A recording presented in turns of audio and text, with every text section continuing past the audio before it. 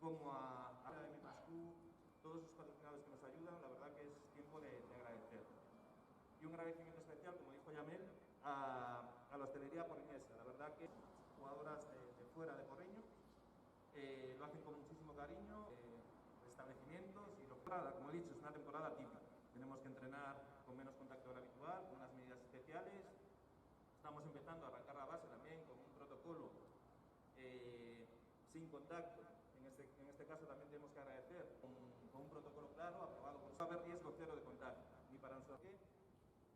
Todo lo que hagamos en el campo tiene que ir refrendado por sus comportamientos fuera de las instalaciones deportivas.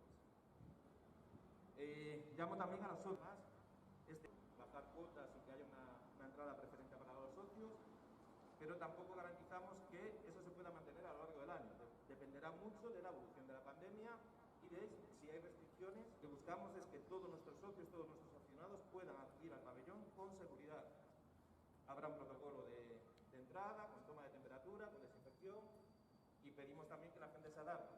Tendremos que respetar unas normas, tenemos que estar sentados con distancia social, estará delimitado cada asiento en el pabellón, y lo que pedimos es que se respeten las normas para poder jugar todo el año con público.